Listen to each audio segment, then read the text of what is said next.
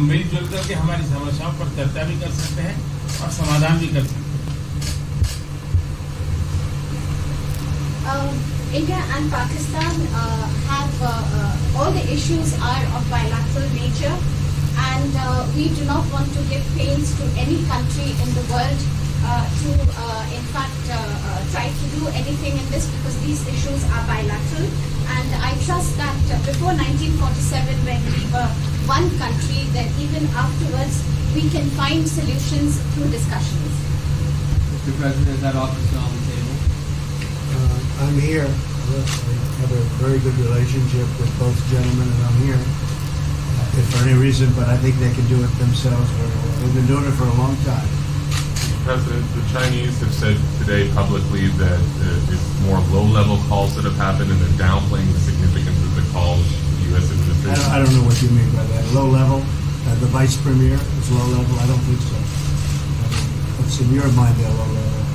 What is the position of the gentleman that was quoted in the newspaper today? Well, the Vice Premier, Leo, came out with very significant statements, and we've been communicating through intermediaries back and forth with her. Who's the Vice Premier of China?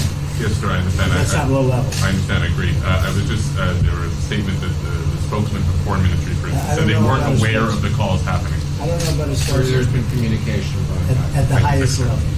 Thank you, Mr. At the President. highest level. Can you clarify the calls?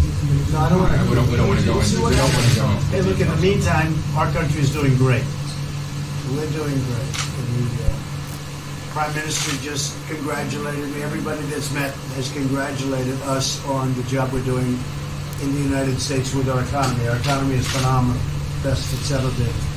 And that's despite the trade deals. And when the trade deals get done, like we did with Japan yesterday, we did a really big, tremendous trade deal with Japan. And we have others coming. We're negotiating now in earnest with the European Union because they want to do that. They want to do that, and I do too. So we have, when we get these deals done, our country will be transformed. I mean, it'll be monetarily transformed. It's such a difference between the horrible, horrible one-sided deals that we had in the past. And frankly, past administrations should be ashamed of themselves for allowing that. But we have many of them. One of them is the USMCA, Mexico-Canada. And hopefully that'll get voted on very quickly. Everybody wants it to happen, so hopefully we can make that a bipartisan bill. But we have many trade deals that are doing very well, and including China.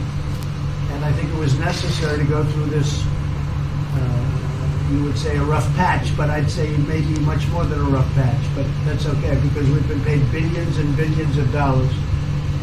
And you know that prices haven't gone up, and there's been no inflation, and we've put a lot of money in the Treasury, and tens of billions of dollars. And I've given a lot of it to the farmers that were hurt. I've been able to give a lot of money, compliments of China, to the farmers that were hurt, because we gave them 16 billion and we gave them 12 billion the year before. That made them whole. That was the amount of money that China didn't invest in to our farmers, give to our farmers. So the farmers have been amazing, but they're very happy with the job we're doing. But eventually they're going to be the biggest, or one of the biggest beneficiaries. Okay? President, did you attend the climate session? Say it? Did you make it to the climate session, and were there any conclusions that you took away I'm from it? going to. In fact, it's going to be our next session. So we haven't had it. Do you have a message that you would like to deliver to? No, I want clean air and clean water.